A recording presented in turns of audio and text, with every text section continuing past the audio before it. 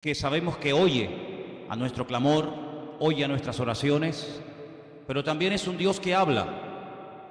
Imagínense ustedes lo que sería estar toda una vida, desde el día que le conocimos hasta el día que el Señor nos lleva a su presencia, hablando con Él, pidiéndole cosas, abriéndole nuestro corazón, pidiéndole por nuestro trabajo, por nuestros hijos, por nuestra familia, en fin, por lo que sea, y que el Señor nunca, en todos los días, en todos los años sirviéndole, todos los años de haberle conocido, que nunca nos dijera ni media palabra. Imagínense lo que sería estar casado con un hombre o con una mujer, que tú le cuentas tus problemas, tus necesidades, cómo te ha ido el día, si has peleado con el jefe de la empresa, si has tenido un problema con el niño, si el niño se cayó, si sacó buenas notas, si aprobó, si estás enfermo o enferma, y que tu cónyuge en todos los años de tu matrimonio, 10, 15, 20, 30 o lo que sea, nunca te dijera absolutamente nada, ni bueno ni malo. Sería una situación tremendamente triste, ¿sí o no? ¿Sí o no? Si quieren, pruébenlo, estén en los próximos años sin hablarse el uno al otro para que veáis. ¿Sabes que había hace siglos una forma de matar a una persona en las tribus?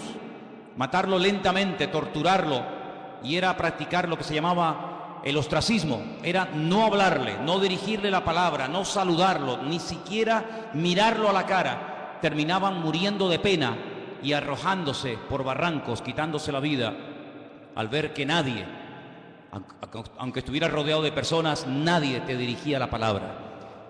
Damos gracias al Señor de que nuestro Dios no es así. Nuestro Dios no es sordo, pero nuestro Dios tampoco es mudo. Él habla. Y hay muchos textos a lo largo de la palabra de Dios donde vemos que Dios habla individualmente, colectivamente, durante el día, durante la noche, en momentos de urgencia, en la cárcel, en fin, en muchísimas situaciones, momentos y lugares de la vida. No siempre habla igual. No siempre el que tiene que oír la voz de Dios la oye. La Biblia nos enseña que hay momentos en los que la ceguera, la dureza de corazón, la actitud del hombre es tan mala que aunque el Señor le esté hablando no se entera. Y es tremendamente triste ver que a veces Dios le habla a la gente, le está mostrando el camino, le está indicando que por ahí no va bien o por aquí va bien o esto hay que hacerlo o aquello no hay que hacerlo, y él ni se inmuta, ni se entera. Es como si el mensaje le pasara por encima de su cabeza. Vamos a ver en esta tarde diferentes formas como Dios nos puede hablar a nosotros, sí, hermanos, en pleno siglo XXI. Hoy en día nuestro Dios también habla. Hechos capítulo 8. Hemos leído, nuestro hermano Marcos nos leía, que había comenzado la persecución en Jerusalén. Todo iba muy bonito, todo iba muy bien, pero la persecución comenzó, los creyentes tuvieron que salir despavoridos, huyendo a diferentes lugares. Y la Biblia nos cuenta en el capítulo 8 del libro de los Hechos la historia de uno de los diáconos de la iglesia primitiva. Eran varios, no nos cuenta la historia de todos, pero sí nos da detalles acerca de uno, personalmente, de Felipe. Dice la Biblia que este hombre llegó a tener 4 hijas, después lo vamos a ver, hijas que tenían el don de la profecía, un hombre que tenía un don también que era el de la hospitalidad, daba hospedaje a personas que servían al Señor. Pero este fue una de las personas que salió huyendo y se fue en dirección a Samaria, donde no había llegado el Evangelio. Recuerden que estaban todos en Jerusalén desde el día de Pentecostés, o mejor dicho, desde el día de la Ascensión. Llegó el día de Pentecostés, pasaron unos cuantos días, semanas, tal vez meses, y allí seguían en Jerusalén. La iglesia crecía y crecía, pero no se expandía. Crecía solamente en un lugar, y la voluntad del Señor era que fueran por todo el mundo, por todas las naciones de la tierra, por los 5 continentes predicando el Evangelio, pero ellos no iban ahí. Estaban muy cómodos, muy bendecidos, estaban muy a gusto en Jerusalén, a pesar de que a veces había prohibiciones por parte de las autoridades religiosas, sobre todo, de que no predicaran el Evangelio, pero ellos ahí estaban muy cómodos. Miles y miles de personas cada día venían a las reuniones, milagros, señales, prodigios, pero de ir a Samaria, olvídate. de salir de Israel, olvídate. El Señor tiene que permitir una persecución, y en esa persecución dice que Felipe se va a Samaria, allí predica, las multitudes reciben el Evangelio. Recuerden que el Señor Jesucristo había estado en Samaria, allí le había hablado a la mujer samaritana, ¿os acordáis? Dice la Biblia que los samaritanos le pidieron que se quedara allí con ellos, así que era gente muy receptiva. Pero los discípulos no tenían ninguna intención de llevar el Evangelio a Samaria, por muchos motivos. Pero estando en Samaria, en el versículo 26, capítulo 8 de Hechos, dice que un ángel le habló a Felipe. Fijaros el sistema que el Señor utiliza para hablarle a Felipe estando en Samaria. Un ángel. El Nuevo Testamento está lleno de ángeles que van y vienen trayendo, llevando mensajes a personas. Y dice que un ángel le habló a Felipe y le da una orden concreta, muy clara de entender, y es la siguiente: levántate, ve hacia el sur. Él estaba en el centro del país, Samaria está en el centro. Dice, no, tienes que ir hacia el sur, por el camino que desciende de Jerusalén a Gaza, la famosa franja de Gaza. Allí es un camino que todavía hasta el día de hoy es un camino desierto, imaginen ustedes hace 2000 años. Entonces él se levantó y fue. Esto es muy fácil leerlo, ¿no? El Señor le habla a través de un ángel, lo deja todo y se marcha. Ya. Parece muy fácil, pero yo veo gente que llevan aquí años oyendo la voz de Dios.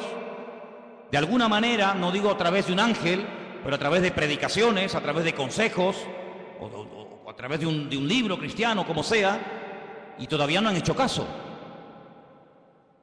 Sin embargo, Felipe no cuestiona, dice, pero ¿cómo me voy a ir yo de Samaria? ¿Y quién se queda al cargo de la obra? Yo he abierto esta obra, yo la estoy pastoreando, yo la estoy atendiendo, la gente es recién convertida, la gente es nueva. Aquí hay un mover de Dios tremendo. ¿Cómo me voy a ir yo de aquí? Y además, ¿a dónde? Me tendré que ir a un sitio mejor, ¿no? No, al desierto. No cuestiona la orden, no pone excusas, no dice yo no puedo, yo estoy demasiado liado ahora mismo, búscate a otro. Sino que dice que se levantó y se fue al desierto, en obediencia. Yo llamo a este hombre Felipe el obediente. Amén, hermanos. Felipe el obediente. No cuestiona, no duda, no pospone la orden, sino que dice, se levantó y se fue. Y sucedió, ahora sigue el resto de la historia diciéndonos, que un etíope, eunuco, funcionario de Candace, la reina de los etíopes, el cual estaba sobre todos sus tesoros y había venido a Jerusalén para adorar, volvía sentado en su carro leyendo al profeta Isaías. Ya había ido a Jerusalén, menudo viaje en carro, desde África, desde Etiopía hasta Jerusalén. Un viaje enorme. No fue en avión, no fue en tren, no fue en coche, fue montado en un carro que por muy cómodo que fuera, pues imagínate. Y ahora volvía. El objetivo por el cual había ido de Etiopía a Jerusalén era para adorar a Dios. Primero, él no iba a poder entrar en cualquier parte del templo. Primero, porque no era judío. Segundo, porque era eunuco. Y por otras muchas cosas más. Sin embargo, el hombre no se desanima por sus limitaciones, sino que va a Jerusalén, y me llama la atención que dice que había llevado mucho dinero, todos sus tesoros. Claro, es que no le iba a resultar nada fácil que un rabino judío le vendiera nada más y nada menos que el rollo, el pergamino del profeta Isaías. Eso le habrá costado una auténtica fortuna. Venderle a un extranjero, a un no judío, el libro del profeta Isaías, eso costaba una fortuna. Pero él volvía y dice que venía leyendo.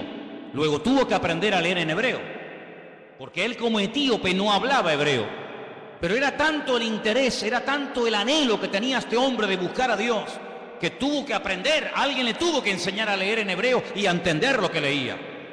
Y no contento con haber ido a adorar al templo a Jerusalén, volvía aprovechando el tiempo, sentado en su carro leyendo al profeta Isaías. Y yo le doy de verdad infinitas gracias al Señor, porque el Señor le mostró, el Señor le inspiró a Lucas, que es el que escribe este relato, y nos cuenta qué trozo del libro de Isaías venía leyendo, nada más y nada menos que una parte del famoso capítulo 53 del libro de Isaías, que se titula Sufrimientos del siervo del Señor. Y el pasaje que leía era este, versículo 32. Como oveja a la muerte fue llevado, como cordero mudo delante del que lo trasquila, así no abrió su boca. En su humillación no se le hizo justicia, mas su generación, ¿quién la contará? Porque fue quitada de la tierra su vida. Si yo pregunto en esta tarde, y por favor respondan, ¿de quién está hablando aquí el profeta Isaías? Del Señor Jesucristo. Todos los creyentes, por poco tiempo que lleven, al leer este texto, como cordero mudo fue llevado al matadero. En su humillación no se le hizo justicia. Su generación, ¿quién la contará? Automáticamente tú dices, está hablando de Cristo. Sin embargo, él no lo sabía. ¿Te das cuenta? ¿Te das cuenta cómo a veces tu conocimiento, por poco que sea, puede ser muchísimo en comparación con mucha gente que no sabe absolutamente nada de nada? Un pasaje tan claro, tan fácil, tan sencillo de entender. Este pobre hombre no sabía de quién estaba hablando.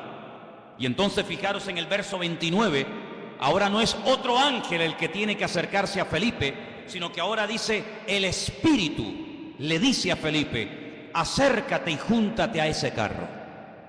Tal vez una voz interior, el Espíritu le habla claramente, el hombre se acerca, presta atención y mira cómo sabía Felipe que venía leyendo al profeta Isaías. Claro, hoy en día es muy fácil tener toda la Biblia debajo del brazo, toda la Torá, todos los profetas, todos los salmos, los evangelios, los libros proféticos, los libros poéticos. Es una maravilla, ¿sí o no? Es una maravilla poder llevar la Biblia, hermanos, y saber toda la historia, lo que Dios hizo en el Antiguo Testamento, lo que hizo en el Nuevo, lo que hará en el futuro, etcétera, etcétera. Conocer todos los detalles de la primera, de la segunda venida de Cristo, el descenso del Espíritu Santo, el arrebatamiento de la iglesia, la manifestación del anticristo. Es una maravilla tener todo en nuestras manos, pero ellos no tenían acceso a las escrituras en aquellos tiempos. Tenían que aprendérselas de memoria. Y mira cómo Felipe no dice, ¿de quién estará leyendo? ¿Qué? Entendió perfectamente el pasaje, sabía que era un capítulo profético, un capítulo que hablaba de los sufrimientos del Mesías, y sabía que ese hombre, ese pasaje, era del profeta Isaías. Y entonces le hace una pregunta muy interesante. Versículo 30. ¿Entiendes lo que lees? ¿Entiendes algo de lo que estás leyendo? Y él dice, ¿y cómo podré si alguno no me enseñare? Y le rogó a Felipe que se subiera y se juntara con él. Y seguramente viajaron durante días y días viajando por el desierto, hasta que todos conocemos el resto de la historia, cómo este hombre manda parar el carro, este hombre llega a un oasis donde hay agua, pide ser bautizado, el Señor arrebata a Felipe, aparece en otra parte del país, el etíope eunuco se va por su camino, pero añade la palabra gozoso, y todos conocemos el resto de la historia. Incluso la historia nos dice que este hombre llegó a su país, llegó a Etiopía, predicó el evangelio, y hasta el día de hoy, 2000 años después, hay una comunidad de etíopes coptos que creen en el Señor Jesucristo, que son cristianos, y algunos piensan y consideran que es el testimonio, el fruto del testimonio de aquel etíope que aceptó al Señor en el desierto. Es realmente algo increíble. Ahora, yo lo que quiero destacar sobre todo en este pasaje son las dos formas como el Señor le habla a Felipe. Primero, versículo 26, a través de un ángel. Y la segunda forma, en el versículo 29, a través del Espíritu, evidentemente a través del Espíritu Santo. Los ángeles aparecen tanto en el Antiguo como en el Nuevo Testamento. Y dicho sea de paso, por si no lo sabías, la primera persona en la Biblia que tiene un encuentro con un ángel es una mujer. Nada más y nada menos que Agar, una egipcia, la madre de Ismael, la madre de las naciones árabes. ¿Qué te parece? O el padre de las naciones árabes. Y así a lo largo de toda la Biblia encontramos ángeles que hablan a personas en momentos puntuales. Dice la Biblia que algunos a lo largo de la historia dieron hospedaje a ángeles pensando que eran personas, y no se daban cuenta de que aunque comían y hablaban y respiraban y los podías tocar, lo que tenían delante de ellos eran auténticos ángeles. Y si no, miren el caso de Abraham invitando a comer a ángeles, invitando a comer Lot, el sobrino de Abraham, a ángeles en su propia casa. Cómo los ángeles guiaban a los profetas en el Antiguo Testamento, cómo le indicaban por aquí sí, por aquí no. Cómo un ángel le habló a María, cómo un ángel le habló a Daniel, cómo un ángel llegó a una cárcel y abrió la celda y sacó a Pedro de la cárcel. Y toda la Biblia está llena de manifestaciones de ángeles. Y dice la Biblia que son espíritus ministradores que están al servicio de los que han heredado la salvación, es decir, a nosotros. ¿Cuántos dicen amén? Y lo más grandioso de todo esto que dice que el ángel del Señor, el mensajero del Señor, acampa alrededor de los que le temen y los defiende. Bendito sea Dios. Pero también habla el Espíritu. Y hay 7 versículos en el Nuevo Testamento que son iguales, 7 versículos idénticos. El que tiene oídos para oír, oiga lo que el Espíritu dice a la iglesia. Están en las famosas cartas de Juan a las iglesias del Apocalipsis, ¿verdad? Allí al final de la Biblia. Si vamos a otro pasaje del Nuevo Testamento, en el capítulo 13, versículo 2, vemos que el Espíritu Santo no solamente habla a nivel personal a una persona, como el caso de Felipe, sino que también en un momento determinado, en un culto donde hay mucha gente, el Espíritu Santo puede hablar, incluso dar nombres propios, nombres de personas. Sí, ya sé que esto es muy delicado, no se puede así por la vida, ¿verdad? Inventando cosas, pero el Espíritu, fíjense cómo se mueve aquí en el libro de los Hechos de una forma tremenda. Hechos capítulo 13, verso 1. Dice que había en la iglesia de Antioquía, en esa iglesia había profetas y maestros. Qué bonito, ¿no? Profetas y maestros. Y el nombre de estos profetas o maestros eran, pues uno era Bernabé, otro se llamaba Simón, otro era Lucio, otro era Manaén y otro era Saulo. Dice, ministrando estos al Señor y ayunando, dijo el Espíritu Santo, así claro, directo, contundente: apartadme a Bernabé y a Saulo para la obra a que los he llamado. Entonces, habiendo ayunado y orado, les impusieron las manos y los despidieron. Y ellos entonces, enviados por el Espíritu Santo, descendieron a Seleucía y de allí navegaron a Chipre. Es decir, el primer viaje misionero de la historia, primera pareja, primer grupo de personas, en este caso 2, Bernabé y Pablo, llamados específicamente en un culto público para la obra misionera, fue porque el Espíritu Santo habló a la iglesia. Y necesitamos como nunca antes que el Espíritu Santo hable a nuestras vidas y hable en nuestras congregaciones. ¿Cuántos dicen amén? 2 formas como Dios puede hablarnos y revelarnos su palabra: a través de un ángel.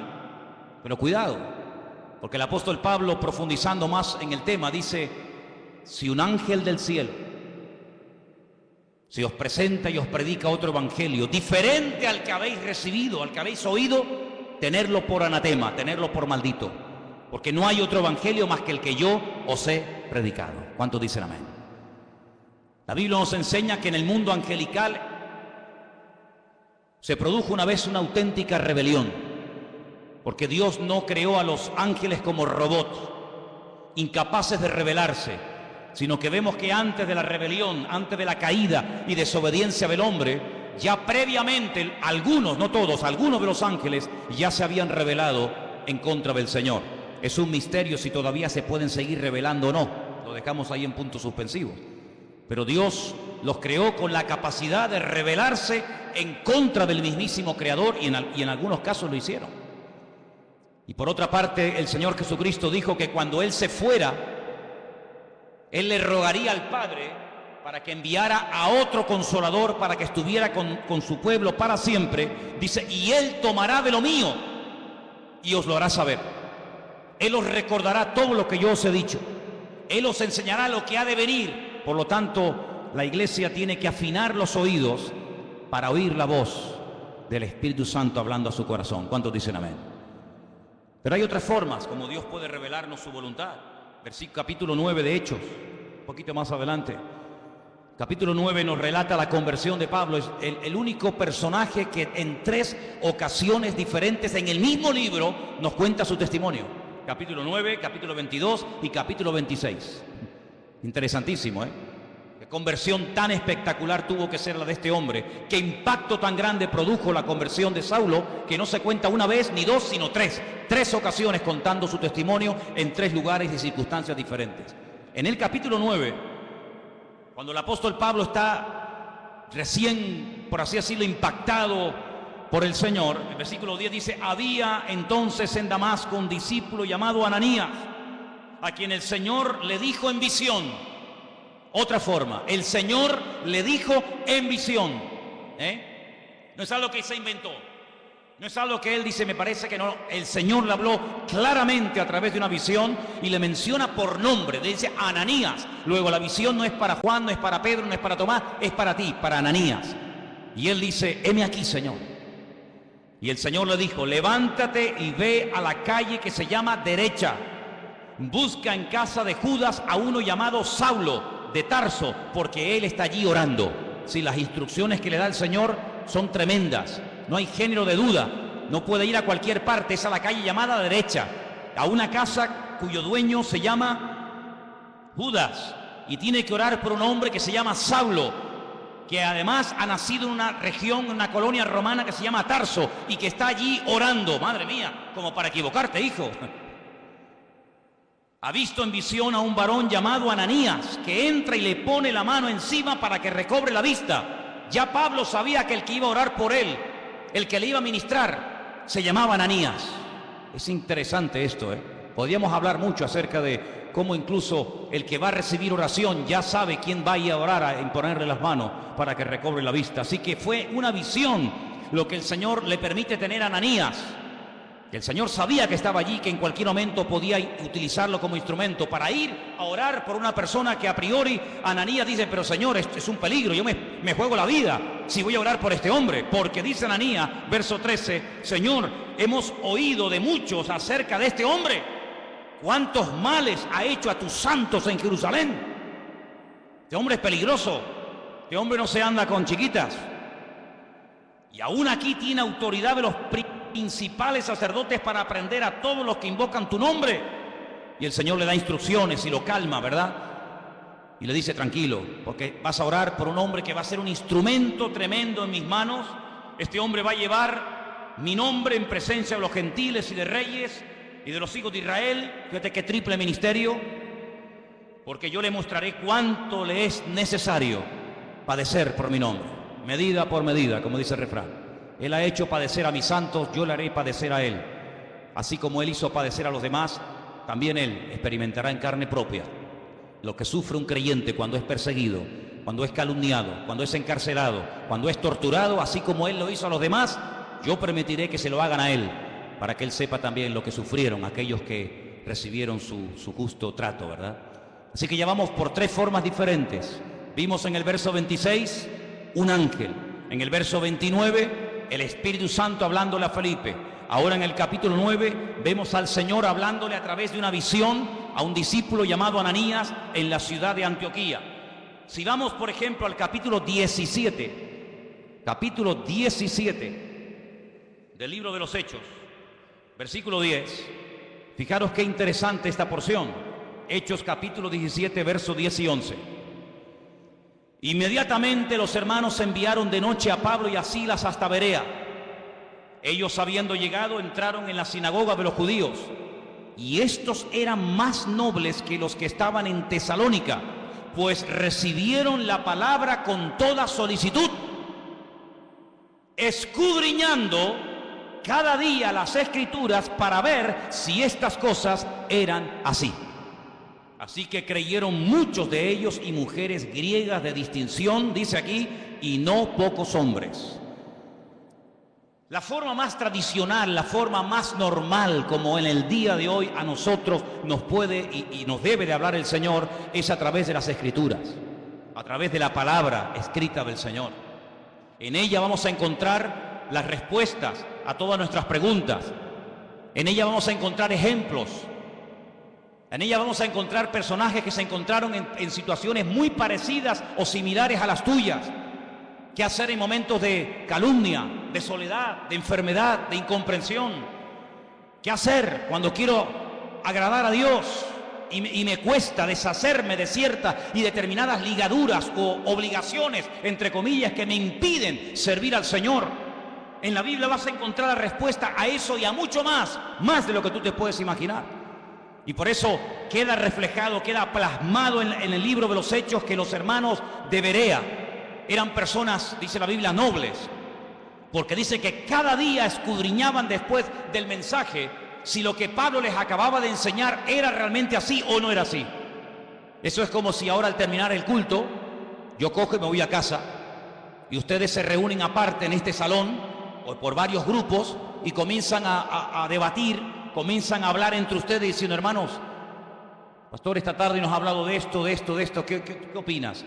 Pues oye, lo que ha dicho es cierto o no es cierto, o lo dice aquí o lo dice allá. Así hacían los hermanos de Berea, pero no con un espíritu crítico, no para buscarle el fallo, no para criticar o cuestionar la enseñanza, no, sino para reafirmarse en lo que aparentemente parecía del Señor, pero ellos querían no solamente oír, sino que la palabra avalara, que la palabra, ¿verdad?, apoyara el mensaje, la enseñanza del apóstol Pablo, lo cual me parece excelente. ¿Cuántos dicen amén? Personas que se abrían, bueno, tú tienes algo que decir, venga, sube, compártenos, predícanos, ¿has terminado? Sí, ¿tienes algo más que decir? ¿No? Muy bien, gracias hermano, que Dios te bendiga. Ahora nos quedamos un momento, opinamos, charlamos, escudriñamos las Escrituras para ver si ese argumento que nos presentó tiene base bíblica, para ver si eso que nos dice de que aquel hombre era el Mesías y era el verdadero, a ver si es así, si no es asado. Realmente algo increíble. Así deberíamos de ser todos nosotros. El apóstol Pablo le recomendaba a su hijo en la fe, a Timoteo, entre tanto que yo voy, ocúpate en la enseñanza, en la lectura y en la exhortación. Y le dice algo tremendo. La otra noche me desperté con ese texto y hasta sabía dónde estaba ese versículo que está en 2 de Timoteo 3:16. Toda la Escritura es inspirada por Dios. ¿Cuántos conocen ese versículo? ¿Lo buscamos? 2 de Timoteo 3:16. Vamos a leerlo juntos, por favor. Versículo que deberían ustedes de aprenderse de memoria. Muy útil en estos tiempos. Dice así, 2 de Timoteo 3:16. Vamos a leerlo juntos. Toda la Escritura es inspirada por Dios, útil para enseñar, para redarguir, para corregir, para instruir en justicia, a fin de que el hombre de Dios sea perfecto, enteramente preparado para toda buena obra.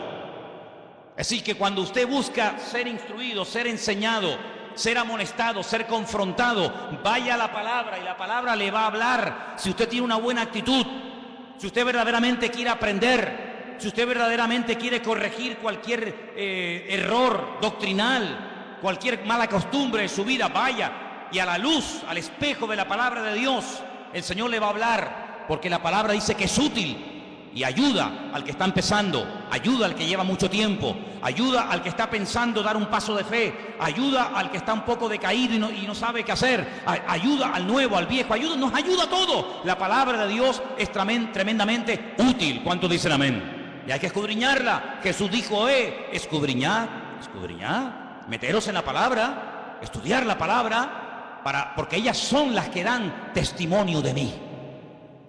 Me llama mucho la atención que cuando el Señor Jesucristo resucitó, en una de las apariciones, va caminando por un camino llamado el famoso camino de Maús, y se acerca a dos personas que van desanimadas, van desilusionadas, porque ellos tenían una expectativa, ellos tenían la confianza de que el Señor Jesucristo era el verdadero Mesías, y como no se han cumplido aparentemente sus expectativas, van tristes, cabizbajos, van caminando, debatiendo entre ellos, y de repente se aparece el Señor y se une a la conversación.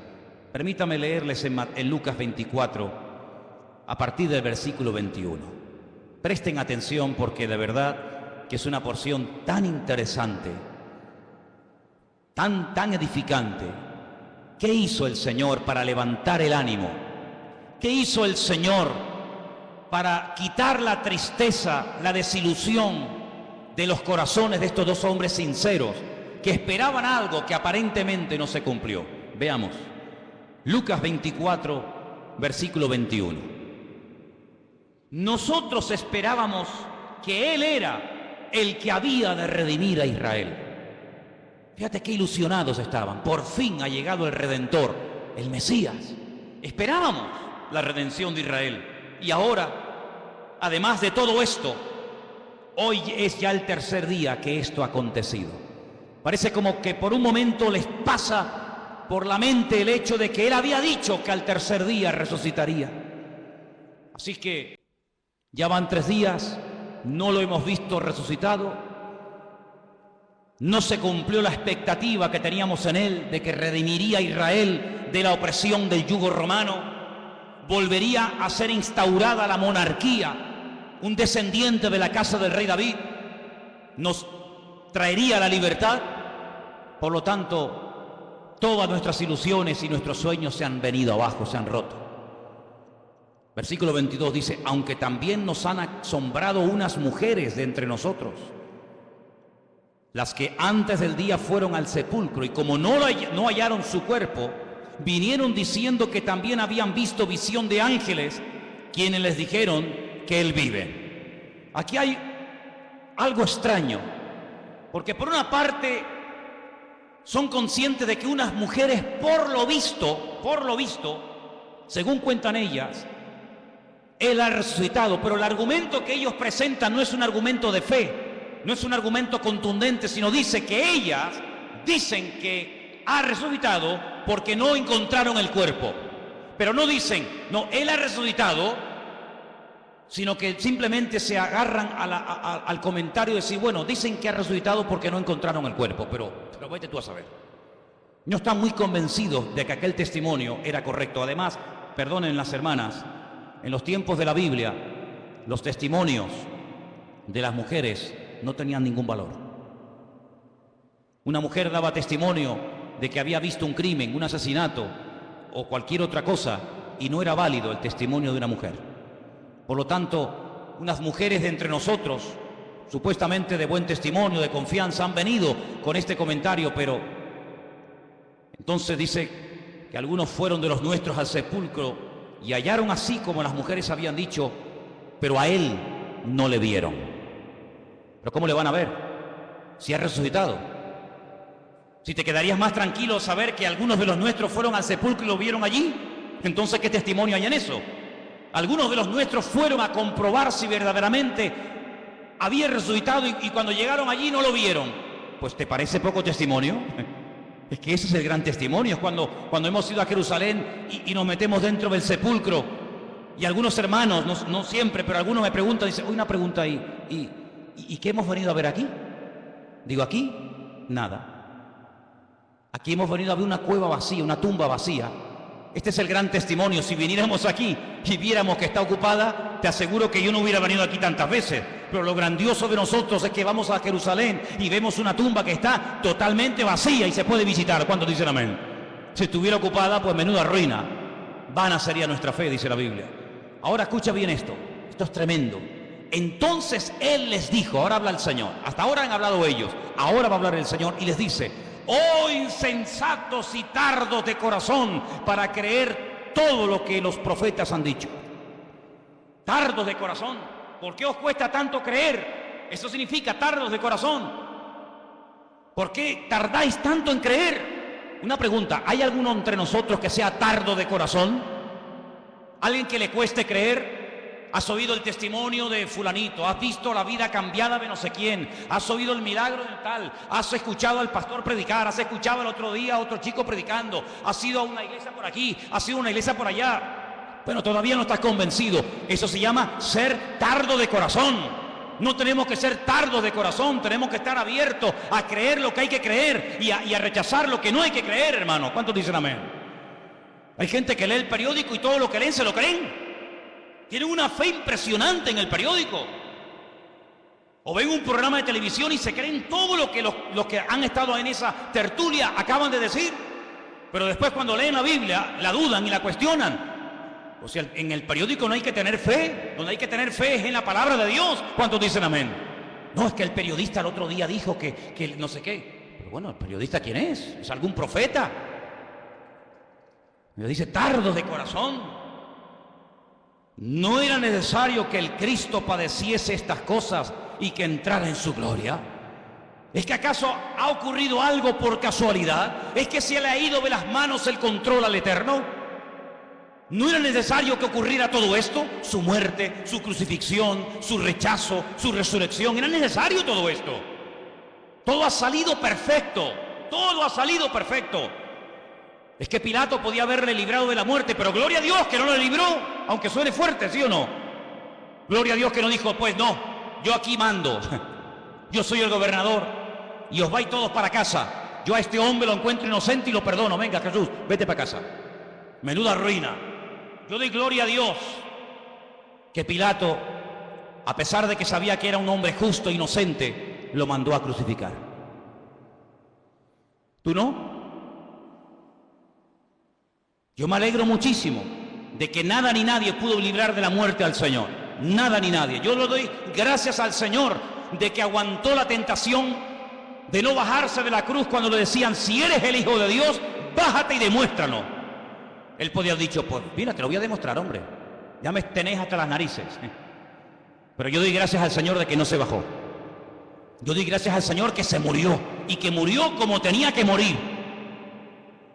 Y también doy gracias al Señor porque todas las profecías que estaban escritas acerca de Él se cumplieron perfectamente. Y por eso Él les dice, todo esto era necesario. Y comenzando desde Moisés, desde la Torá, el Pentateuco, siguiendo por todos los profetas, Isaías, Jeremías, Habacuc, Sofonías, Abdías, Malaquías, etcétera, etcétera, etcétera, les declaraba en todas las escrituras lo que de él decían. Aquí menciona a Moisés, la Torá, menciona a los profetas y menciona las escrituras, y con esas tres palabras en hebreo forman la palabra Tanaj. Así se llama el Antiguo Testamento en hebreo, Tanaj, que es la unión de la Torá, de los Neviín y de los Ketubín, de los profetas, de los escritos y de la ley de Moisés, la Torá. Y les abrió los ojos y les mostró cómo a través de las escrituras tenían que creer que lo que había ocurrido no era producto de la casualidad. Y por eso, amados, nosotros tenemos hoy en día una herramienta tremenda. Podemos estar seguros de que Jesús no fue un impostor. Podemos estar plenamente convencidos de que el Nuevo Testamento no es una historia inventada, de que Jesús no es un mito, un personaje histórico, pero que a la hora de la verdad no existió. Nosotros podemos tener la completa seguridad de que la palabra que tenemos en nuestra mano no ha sido ni tergiversada, no se la ha quitado, no se la ha añadido. Es una palabra perfecta. Y el cielo y la tierra podrán pasar, pero su palabra permanecerá por toda la eternidad. La palabra de Dios es la fuente de nuestra fe, es la base, el fundamento de nuestra creencia. Las profecías se cumplieron todas, no faltó ni una por cumplirse. Y no eran producto de la casualidad, sino que todo estaba bajo el control del Señor. Y hoy en día les digo, hermano, que ese Dios que controló la primera venida de Cristo tiene todo bajo su control, y todo lo que está ocurriendo porque Dios así lo está permitiendo. ¿Cuántos dicen amén? Porque ni una hoja de un árbol se cae sin permiso del Señor. Y cuando el Señor esté a punto de venir, y cuando tenga que manifestarse el anticristo, y cuando vengan los dos testigos, y cuando venga la señal de la bestia, y todo eso que hemos estudiado durante años, todo ocurrirá como tiene que ocurrir, porque la palabra de Dios es viva, es eficaz, y es verdadera, y es perfecta, y no se equivoca, y tenemos en nuestra mano el mejor regalo del mundo, la salvación y la palabra del Señor. ¿Cuántos dicen amén? Gloria a Dios por la palabra de Dios. Gloria a Dios, hermanos. Pues léanla, estudienla, escudriñenla. Si alguien busca voluntad de Dios, métete en la Biblia, métete en la palabra, levántate temprano, acuéstate más tarde si quieres, y comienza a leer y a buscar por aquí y a buscar por allá, y seguro que el Señor te hablará tu vida, porque el Señor siempre habla a través de su palabra. Fíjate qué poder tan grande tiene la palabra de Dios, que hasta Cristo la usó para atacar al diablo cuando era tentado en el desierto de Judea. Podía haber usado cualquier otro argumento, ¿sí o no? Pero sin embargo, ¿qué hizo? Usar la palabra. Escrito está, escrito está, escrito está. Y con esas palabras desmanteló las tentaciones del diablo y pudo tener un ministerio eficaz, un ministerio victorioso, porque la palabra de Dios le da efectividad a nuestra vida. Bendito sea Dios. Sí que hemos visto cómo los ángeles pueden ser en un momento determinado usados por el Señor para hablarnos. Vemos como también el Espíritu Santo puede hablar claramente en la iglesia o a nivel personal. Vemos cómo a través de una visión, a través de la palabra. Capítulo 21 del libro de los Hechos, hay algo muy interesante que aquí se menciona y aparece un personaje poco conocido,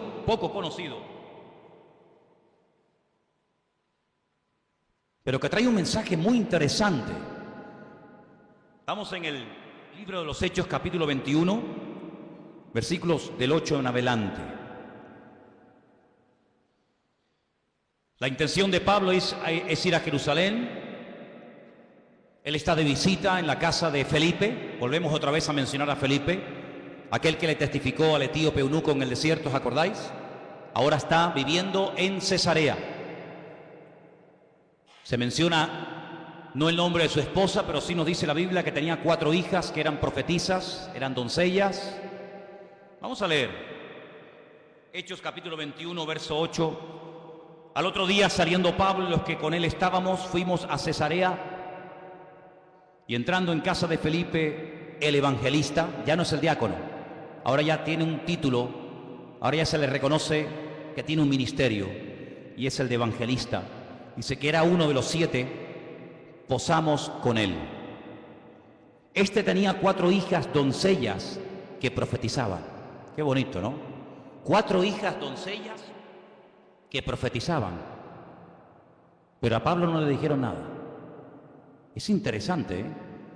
4 hijas doncellas que profetizaban, pero a Pablo no le comunicaron absolutamente nada. Tiene que venir un varón, versículo 10, permaneciendo nosotros allí algunos días, descendió de Judea un profeta llamado Agabo. No hay ningún libro en la Biblia, libro del profeta Agabo, pero era un profeta, eso lo dice la Biblia. Y dice que vino a vernos, tomó el cinturón, el cinto de Pablo, se ató los pies y las manos y dijo: esto dice el Espíritu Santo. Agárrate. Así atarán los judíos en Jerusalén al varón de quien es este cinto, y le entregarán en manos de los gentiles. Tremendo, ¿eh? Si el Señor le está advirtiendo, no prohibiendo, que es muy diferente, ¿eh? Una cosa es que Dios te advierta de un peligro y otra cosa es que Dios te prohíba hacer o decir o ir a un determinado lugar. Aquí el Señor no le está prohibiendo a Pablo nada, sino le está advirtiendo: esto es lo que te va a pasar si subes a Jerusalén. Es como cuando David consultaba con el Señor, tomando el efod, dice la Biblia, consultaba palabra del Señor y decía: Señor, por esta gente que yo he dado tanto, esta ciudad que yo liberé, esta ciudad por la que yo di mi vida y mis soldados se jugaron la vida para liberarla, si yo me quedo aquí y vienen a reclamarme mi vida, ¿los habitantes de esta ciudad me entregarán, sí o no? Y le dice el Señor: sí, te entregarán, seguro, no te quepa la menor duda. ¿Qué hace David? Sabiendo que si se queda en la ciudad le van a entregar, David coge y se marcha. Tenía las 2 opciones, era algo futurible, algo que podía ocurrir. Depende de la actitud del que recibiera el mensaje. Si te quedas te entregan, si te vas no pasa nada. En este caso, Agabo, este profeta que viene de Judea, le dice al apóstol Pablo: mira, así como yo me estoy amarrando con tu cinturón, es un mensaje objetivo para que lo entiendas. Así como me están amarrando con tu cinturón, así te van a amarrar a ti como subas a Jerusalén.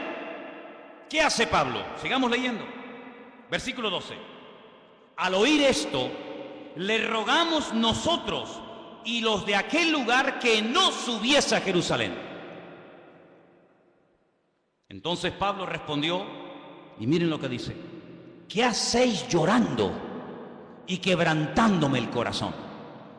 Porque yo estoy dispuesto no solo a ser atado, mas aún a morir en Jerusalén por el nombre del Señor Jesús. Tremendo, ¿eh?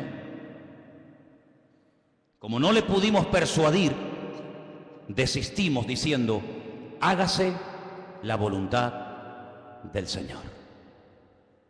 A veces le decimos a una persona: no hagas esto, no hagas tal, no hagas cual. Pero en resumidas cuentas, lo que tenemos que orar es: Señor, que se haga tu voluntad en la vida de esta persona. Obligar a una persona a hacer algo que en el fondo no quiere hacer no sirve de nada, porque en cuanto te dé la espalda lo va a hacer.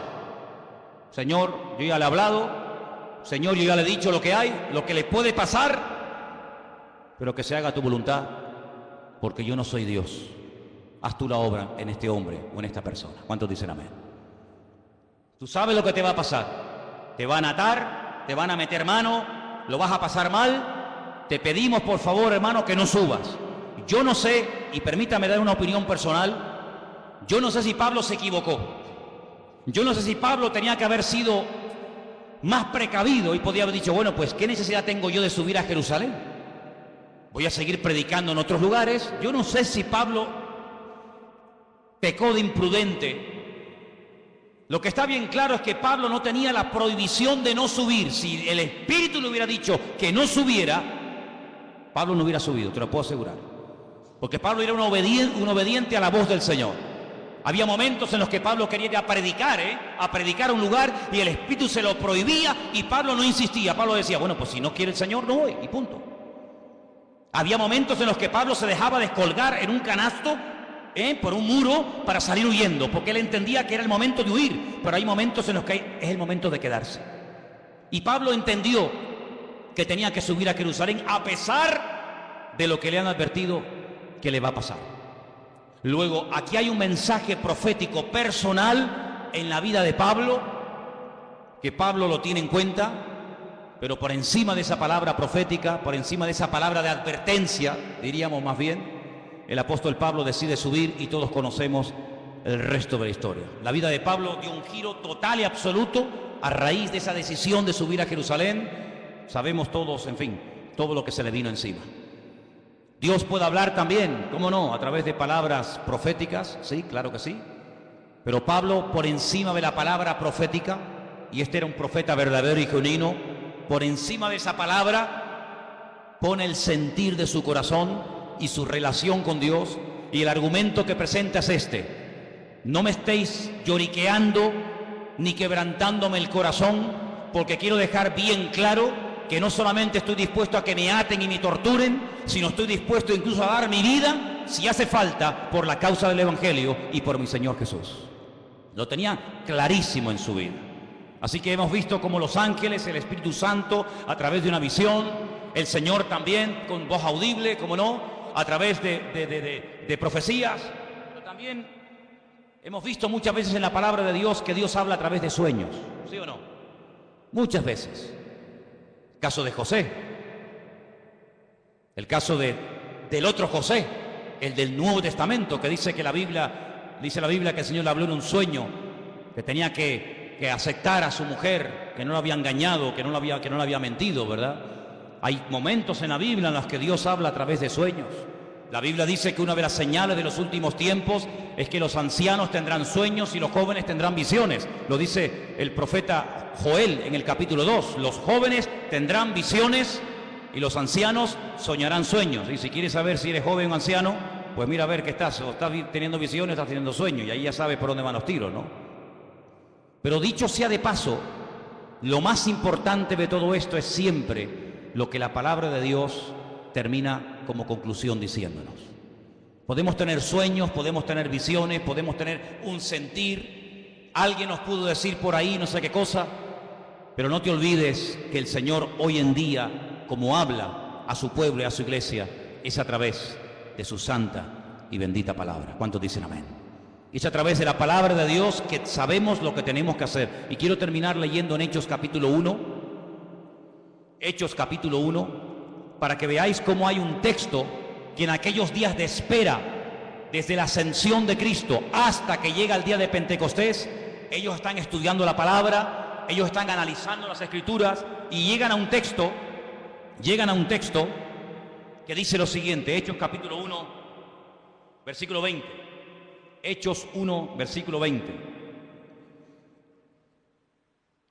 Esta palabra que vamos a leer, ellos la leyeron del Salmo 69. Salmo 69 dice así: está escrito en el libro de los Salmos, sea hecha desierta su habitación y no haya quien more en ella. Tome otro su oficio y tome otro su oficio.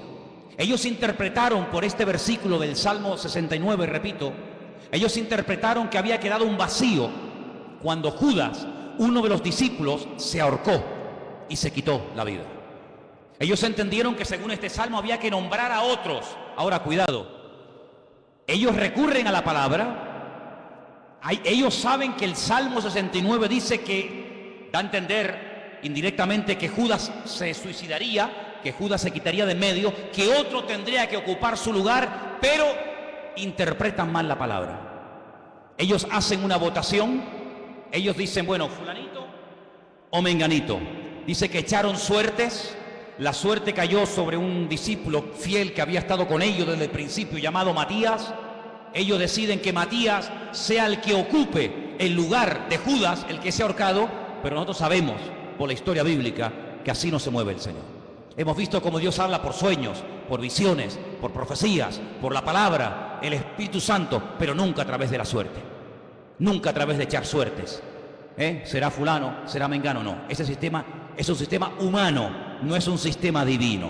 Y aquí de lo que se trata no es de adaptar, no es de utilizar los sistemas humanos para saber la voluntad de Dios, sino de descubrir los sistemas de Dios para hablarle a los seres humanos. ¿Cuántos dicen amén? Sí, Dios suplirá todas vuestras necesidades. ¿Quién suplirá nuestras necesidades? Dios. ¿Qué dice Filipenses 4:19? ¿Alguien lo sabe de memoria? ¿Alguien sabe Filipenses 4:19 de memoria? Mi Dios, pues, suplirá todas vuestras necesidades conforme a su riqueza en gloria en Cristo Jesús. Mi Dios suplirá. ¿Quién suplirá las necesidades de un pastor? ¿Quién? ¿Quién suplirá las necesidades tuyas como oveja? ¿Quién suple las necesidades de la iglesia? Mi Dios. ¿Sí o no?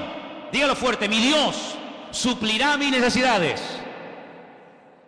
Pero vamos a comprar la lotería por si acaso. Vamos a ver. Usted ha dicho ahora mismo, literalmente, la promesa del Señor en Filipenses 4:19. ¿Para qué compra entonces la 11? ¿Para qué hace la quiniela? ¿Para qué juega los juegos de azar? Bueno, mi Dios, usted ha dicho que mi Dios suplirá mis necesidades, ¿sí o no? Pues si es mi Dios, que lo haga Dios. No le eche una mano a Dios. No dice la palabra que otro tomará su oficio, ¿sí? No dice la palabra que la casa de Judas quedaría desierta, que el hueco quedaría porque él mismo se quitó de en medio, sí, pues que Dios lo llene. Si Dios nos nombró a nosotros, ¿a ti quién te nombró, Juan? ¿A ti quién te llamó, Pedro? ¿A ti quién te llamó, Tomás? Y a ti, Juan, y a ti, Bartolomé, y a ti, Mateo. ¿Quién te llamó a ti? A mí me llamó el Señor. Dice que estuvo toda la noche orando, ¿sí o no? ¿Os acordáis? Toda la noche estuvo orando. Y al día siguiente dice, Juan, Andrés, Santiago, y Él los llama. Bueno, pues si nos llamó a nosotros así, ¿por qué ahora nosotros queremos echarle una mano a Dios de llenar un vacío que Él permitió que se vaciara? Que lo llene el Señor, porque su palabra, para que se cumpla, el que tiene que actuar es Él y no yo.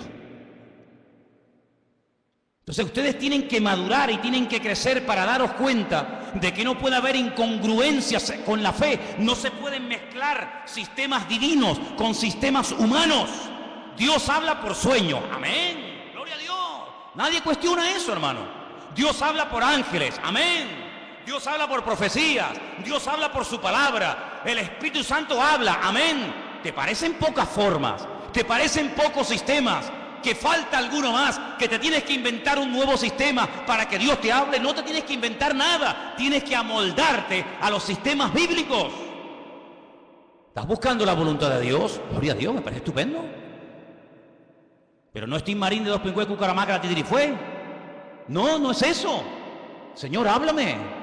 Y el Señor te puede hablar esta noche. El Señor te puede hablar en una profecía, a través de un mensaje, a través de un ángel. Claro, ¿cómo no te va a poder hablar el Señor si el Señor no ha cambiado? Pues si el Señor no ha cambiado y tú tienes la fe y la creencia de que Él no ha cambiado, que Él ni es sordo ni es mudo, amén, ni es sordo ni es mudo, Pues abre tu corazón a las formas que Dios ha escogido para revelarte su voluntad y no pongas tu sistema nuevo que no tiene nada que ver con el sistema de Dios. Cuando Dios quiso llamar a Abraham, ¿a quién llamó? ¿A quién llamó? A Abraham. Cuando el Señor quiso utilizar a David para que fuera el segundo rey de Israel, le dijo a Samuel: vete a la casa de Isaí, son 8 hermanos, ponga en una bolsa los 8 nombres y venga, vete sacando. No, este no es, este sí es. No, porque para ti es difícil saber entre 8 cuál es el verdadero, pero para mí no. Amén. ¿Cuál será? ¿Será este? ¿Será el otro? El Señor sabía cómo se iba a llamar el segundo rey de Israel, ¿sí o no? Pues vete y unge a David. Y a ese fue el que ungió el Señor. El Señor sabe dónde vives. El Señor sabe cómo te llamas. El Señor sabe qué número de zapato tienes. Tu DNI lo conoce el Señor, tu ADN, tu grupo sanguíneo. Lo conoce absolutamente todo. Dice que nuestro embrión nuestros ojos vieron al Señor. Por lo tanto, amados hermanos, no tengamos temor de que no vas a saber qué hacer en la vida, porque el que busca halla, el que llama se le abrirá y el que pide recibe, dice la palabra. Lo que hay es que buscarle de corazón, lo que hay es que buscarle de verdad. Pero ahora te digo lo siguiente: si tú lo buscas de verdad, si tú le pides: Señor, háblame, si tú le pides: Señor, guíame, si tú le pides: Señor, úsame, si tú le dices: Señor, cuenta conmigo, cuidado, porque Dios te va a tomar la palabra. Y cuando Dios te hable, ya no tienes excusa.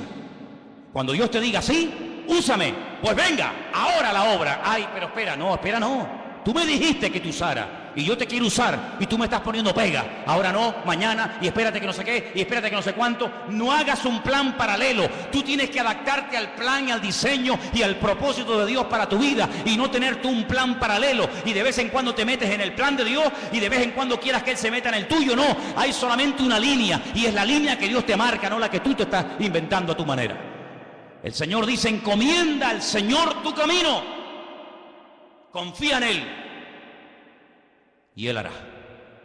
Eso es lo que dice la Biblia. No hay otra forma, no hay otra manera, no hay ningún atajo, sino que siempre hay el mismo precio a pagar: sinceridad, perseverancia, constancia, y el Señor es galardonador de los que le buscan. Si tú estás buscando palabra de Dios para tu familia, para tu matrimonio, para tus estudios, para tu presente o para tu futuro, si estás buscando palabra de Dios, no que Dios te bendiga tus planes, porque Dios no tiene ninguna obligación de bendecir tus proyectos, Eso es lo que a lo mejor alguien te enseñó, pero yo no te lo enseñaré nunca. Dios no tiene ninguna obligación de avalar y de apoyar tus negocios, tus proyectos, tus ideas, tus planes, tus anhelos y tus sueños de la vida. No, te equivocas. Dios bendice lo que es de Él, lo que Él manda que se haga, lo que Él manda que se ejecute. Eso es lo que Él bendice y prospera y respalda y sostiene. Lo demás no tiene nada que ver con sus sueños. Cierra tus ojos en esta tarde, allí donde estás. Yo te he enseñado. Dios habla a través de ángeles. Dios habla a través de su Espíritu Santo. Dios habla a través de visiones. El Señor habla con voz audible, personalmente, a través de su bendita palabra, a través de palabra profética, a través de sueños. Mira, 1, 2, 3, 4, 5, 6, 7 formas diferentes. 7 formas diferentes. Qué curioso, Toda la música que existe, toda la ópera, toda la música que existe, cualquier estilo que sea, está basado en 7 notas. Con 7 notas principales, de ahí se ha hecho toda la música. Con las poquitas letras de nuestro abecedario, de nuestro alfabeto, se ha escrito todos los libros y toda la poesía y toda la literatura que está escrita en nuestro idioma. No falta nada, no falta ni una sola letra, no falta nada ni sobra nada, todo está perfecto. Con estas 7 formas que te he mostrado esta tarde, es más que suficiente para que tú, hermano y hermana, conozcas la voluntad de Dios para tu vida. El problema no está en los sistemas de Dios. El problema está en los receptores que a veces hacen caso omiso a como Dios está hablando. Pero en esta tarde, Señor, te doy gracias porque tú hablas a través de sueños y de visiones. Te doy gracias porque hablas a través de, Señor, tus siervos que predican tu palabra. Te doy gracias, Señor, porque hablas a través de tu Espíritu Santo y envía a tu pueblo. Y tú también directamente hablas a nuestras vidas, mi Dios. Te doy gracias, Señor, porque tú hablas de tantas y tantas formas y maneras. Ayúdanos a obedecerte, Jesús. Ayúdanos a someternos a tu voz y poder decirte, habla, que tu siervo oye. Señor, habla durante la noche, habla durante los sueños y el descanso. Habla de día, habla al joven y al niño, habla al casado y a la soltera, Señor. Pero no pares de hablar a tu iglesia, Dios. Habla, Señor, habla, Señor. Quita la cera de nuestros oídos, Señor. Quita los tapones de nuestros oídos para que podamos discernir la voz, el silbo apacible de nuestro Dios en medio de la tormenta de la vida. Habla, Señor, habla, Señor. Sopla, Espíritu Santo, sobre tu pueblo en esta tarde, Dios mío. Renueva, Señor, el anhelo de agradarte, de servirte. Habrá algo más glorioso que servirte a ti. Habrá algo más maravilloso que dedicarte la vida a ti. Bendito sea el nombre del Señor. Bendito sea el nombre del Señor. Los cielos y la tierra están llenas de tu gloria, Señor. Alabado sea, Señor. Si estás buscando la voluntad de Dios para tu vida, si estás buscando servir al Señor de alguna manera, abre tu corazón. El más interesado en que le oigas es Él. El más interesado en que hagas su voluntad es Él. Él sí que tiene ganas de hablarte. Él sí que tiene ganas de revelarse a su vida. Él sí que tiene ganas de guiarte y de pastorearte. Él sí que tiene ganas.